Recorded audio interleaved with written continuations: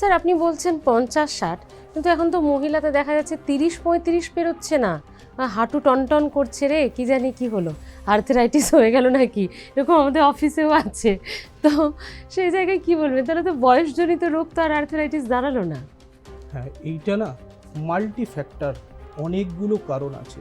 30-35-এ যেই মহিলাটার বাত হচ্ছে বা বয়সজনিত কারণে ক্ষয় হচ্ছে, তার ফ্যামিলি হিস্ট্রি নিতে হবে, যে তার বাবার তার মায়ের তারাও কি একইভাবে এরকম বয়স, সাধারণ যা বয়স বাতের তার আগে থেকেই ভুগত, বা তার কাজকর্ম অতিরিক্ত লাফাঝাপি হচ্ছে, প্রচুর স্ট্রেনাস অ্যাক্টিভিটি করে, মানে হাঁটুর ওপর চাপ করছে অতিরিক্ত।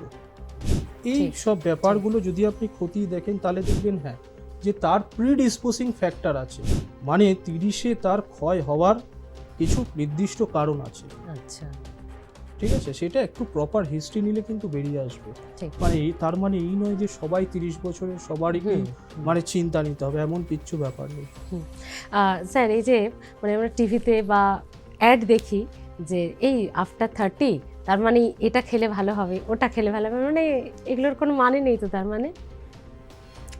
আমি বলে রাখি, টিভির অ্যাডে নিচে একটা লাইন লেখা থাকে, একদম ওইটা তো ছোট আর ছোট দেখি না, করে আর ওটা লেখা বলাও থাকে, হয় না। বিস্তারিত জানার জন্য বিশেষজ্ঞের মতামত নেই, এই একটা লাইন লেখা থাকে, প্রয়োজন নেই। মানে বিশেষ করে মানে আজকে 2025 সালে দাঁড়িয়ে মানুষ যেরকম খাওয়া দাওয়া খাচ্ছে, ঠিক আছে, মানে এটার যেরকম একটা ভালো দিক আছে, জাঙ্ক ফুড একটা দিকও আছে, এটার আরেকটা দিকও আছে, যে মানে ওই নিউট্রিশনাল ডেফিসিয়েন্সি, যেটা আজ থেকে 25 বছর 30 বছর আগে হতো, সেই নিউট্রিশনাল ডেফিসিয়েন্সিটা কিন্তু এখন হয় না, অতটাও দেখা যায় না। হ্যাঁ, তো সেক্ষেত্রে আপনার মানে নিউট্রিশনাল সাপ্লিমেন্ট নেওয়ার প্রয়োজন নেই, রুটিনলি নেওয়ার প্রয়োজন নেই। আগে দেখুন কি সমস্যা হচ্ছে, সেটাকে আইডেন্টিফাই করুন, কোথায় ঘাটতি আছে, কোন নিউট্রিশনের ঘাটতি আছে, সেটা কয়েকটা টেস্ট আর একটু ক্লিনিক্যাল সিমটম দেখলেই যে কোনো চিকিৎসক ধরে নিতে পারবে। তো সেই মতো আমার মনে হয় এগানো উচিত। আর হাঁটুর হাড় ক্ষয়ের ক্ষেত্রে হাঁটা চলাটা কি ভালো? এইটা নিয়ে একটা গোটা এপিসোড হয়ে যেতে পারে, যে হাঁটু যার ক্ষয় আছে মানে সে হাঁটবে না হাঁটবে না, মানে এটা বিভিন্ন রকম মতামত শোনা যায়, আর আমরাও খুব বিভ্রান্ত যে কোনটা ঠিক। আমি একটু যদি সাধারণভাবে বলি, যেই গাড়ির চাকাটা অতিরিক্ত ক্ষয়ে গেছে, বারংবার পাংচার হয়েছে, সেটাকে রিপেয়ার করা হয়েছে, পাংচারগুলোকে ফুটোগুলোকে ঠিক করা হয়েছে, তখন কিন্তু সেই বেশি দিন আর ওই গাড়ির চাকাটা চলে না, তখন মনে হয় যে না ওই চাকাটাকে এবার পাল্টাতেই হবে। ঠিক সেই রকম যখন অ্যাডভান্স স্টেজ, আপনার আর্থারাইটিসটা যখন অনেক বছর ধরে অনেকটা এগিয়ে গেছে, তখন কিন্তু সেই স্টেজে আমি বলতে পারি না আপনি হাঁটুন। সেক্ষেত্রে আপনি যত হাঁটবেন তত আপনি ব্যথা ভোগ করবেন। আর্লি স্টেজ যখন শুরুর দিকে, সেক্ষেত্রে আপনার হাঁটলে কি হবে, হাঁটলে আপনার হাঁটুর চারিধারে যে মাংসপেশিগুলো আছে সেগুলো আপনার স্ট্রং হবে। আমরা বলি এক্সারসাইজ করতে, তাহলে কেন বলছি এক্সারসাইজ করতে? হাঁটুর চারিধারের মাংসপেশিগুলো স্ট্রং হলে শুধু ব্লাড সার্কুলেশনও বাড়বে, হাঁটুর চারিধারে যে প্রোটেকশন দিচ্ছে মাংসপেশিগুলোকে, সেই প্রোটেকশনটা দেওয়ার ফলে হাঁটুটা ক্ষয়িবে দেরিতে। তাই আর্লি স্টেজে হাঁটা ভালো, আর যখন লেট স্টেজ অনেকটা এগিয়ে গেছে আপনার হাঁটু ক্ষয়, বহু বছর ধরে মানে হাঁটু ভুগছেন ক্ষয়ের জন্য, সেক্ষেত্রে তখন কিন্তু আপনি হেঁটে আর লাভ হবে না।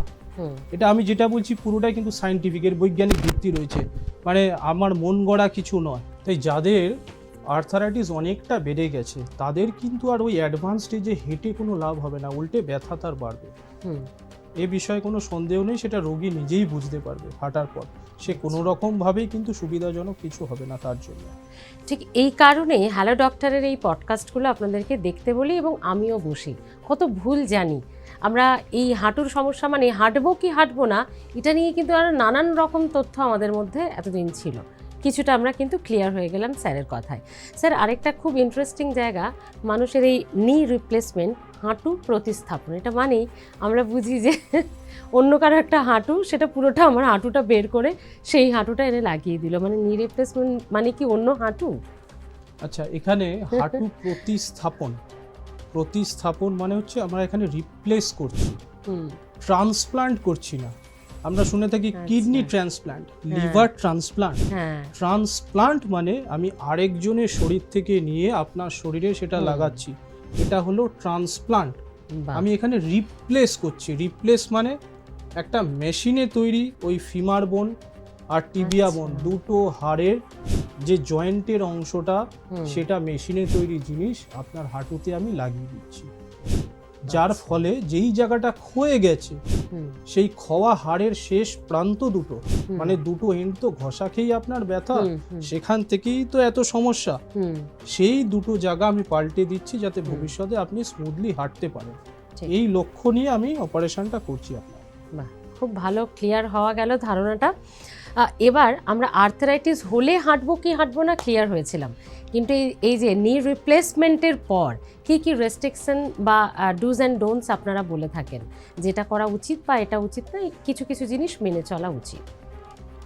নি রিপ্লেসমেন্ট মানে আমি ধরে নিচ্ছি প্রাইমারি নি রিপ্লেসমেন্ট। প্রাইমারি মানে যার একদম হাঁটুর যে হাড় সেটাকে অপারেশন করে কেটে বাদ দিয়ে মেশিনের যে হাঁটুর মেটেরিয়ালগুলো আছে সেটা বসাচ্ছি। আর একটা হতে পারে সেকেন্ডারি বা কমপ্লেক্স, মানে যার আগেও অপারেশন হয়েছে, ভবিষ্যতে তার কোনো কারণে আবার অপারেশন লাগছে, আমি সেই ব্যাপারটা বাদ রাখছি। প্রাইমারি নি রিপ্লেসমেন্ট মানে আপনার বাত হয়েছে, তারপরে আমি অপারেশন করলাম, অপারেশনের দ্বিতীয় থেকে তৃতীয় দিনের মধ্যে আপনার ব্যথা যতটা সহ্য হচ্ছে সেই মতো আপনি হাঁটতে পারেন।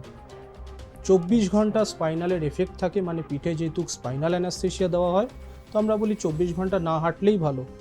যদিও পেশেন্ট যদি উঠে বসতে পারে, পায়ের এক্সারসাইজ, অ্যাঙ্কেলের এক্সারসাইজ শুরু করতে পারে, সেক্ষেত্রে খুব ভালো।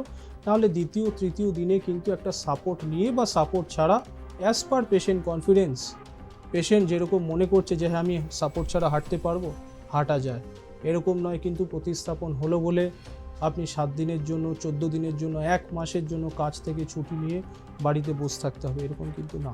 আচ্ছা, পরবর্তী ইন ফিউচার জীবনে ভারী জিনিস তোলা, হাঁটা চলা, সিঁড়ি ওঠা নামা, এগুলো কি ক্যাজুয়াল আগের মতো হয়, নাকি সে বুঝতে পারে যে না কিছু একটা আর্টিফিশিয়াল আছে বিষয়? এই প্রশ্নটা দুটো ভাগে ভাগ করছি।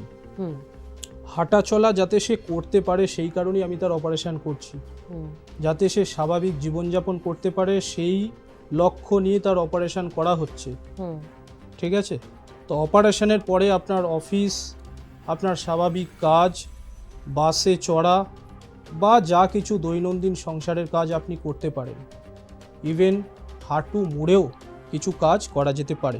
প্রশ্নের দ্বিতীয় অংশটা, যে মনে হয় কিছু একটা আমার হাঁটুতে আছে, আগের মতো নেই, এই প্রবলেমটা সলভ করার জন্য আমরা এখন করে থাকি ক্রুশিয়েট রিটেনিং, TKR, মানে ক্রুশিয়েট রিটেনিং টোটাল নি রিপ্লেসমেন্ট। রিটেনিং মানে কি রিটেন করছি, আমি কি রেখে দিচ্ছি? হাঁটুর একটা লিগামেন্ট আমরা রেখে দিই, যেটা আগে কেটে বাদ দিয়ে দিতাম। সেই লিগামেন্ট মানে PCL, পোস্টেরিয়র ক্রুশিয়েট লিগামেন্ট, এই লিগামেন্টটা রেখে দিয়ে আমরা অপারেশন করি, যাতে ভবিষ্যতে হাঁটু নাড়াচাড়া করবার সময় রোগী মনে করে যে না হাঁটুটা আমারই আছে। আজ থেকে 5-10 বছর আগে, 15 বছর আগে কিন্তু ক্রুশিয়েট রিটেনিং অতটা চল ছিল না। ক্রুশিয়েট লিগামেন্ট মানে হাঁটুর দুটো লিগামেন্ট যেটা মূলত খেলোয়াড়দের ছিঁড়ে যায়, সেই লিগামেন্টটা আমরা বাদ দিয়ে দিতাম অপারেশনের সময়। এখন কিন্তু সেই লিগামেন্টটা রেখে করা হয় এই কারণেই, যাতে মনে হয় হাঁটুটা আমারই আছে, মানে বাইরে থেকে কিছু একটা বসানো হয়েছে এরকমটা যাতে না মনে হয়। এটা আমি এক জায়গায় পড়েছিলাম যে শোয়েব আখতারেরও নাকি হাঁটুর এইরকম সমস্যায় এই অপারেশন হয়েছিল এবং তারপরে সে খেলেছেও, মানে এতটা ভালো। একদমই, শোয়েব আখতারের UKR করা হয়েছে, মানে ইউনিকন্ডাইলার নি রিপ্লেসমেন্ট। আচ্ছা, হাঁটুর আধখানা অংশ পাল্টানো হয়েছে, তার কিন্তু হাঁটুর বাকি অংশটা ঠিক রয়েছে, মানে সে যেটা নিয়ে জন্মেছে সেই হাঁটুটাই রেখে দেওয়া হয়েছে, তো অর্ধেক পার্টটা রিপ্লেস করা হয়েছে। তো সেক্ষেত্রে সে খেলছে, সে কিন্তু একদমই মানে পারফেক্ট, সে দৌড়ে বলও করেছে, সেটার ভিডিও আমরা খুব ওটা প্রেস করেছিলাম। তো সেক্ষেত্রে আমার মনে হয় না, মানে আজকে 2025 এবং আরও আমরা যত এগোবো, মানে নি রিপ্লেসমেন্ট মানে it will be a natural surgery. বয়সজনিত কারণে একটা রোগ হচ্ছে, তার জন্য একটা আমি স্টেপ নিচ্ছি, এছাড়া আর কিছু হবে বলে মনে হয় না।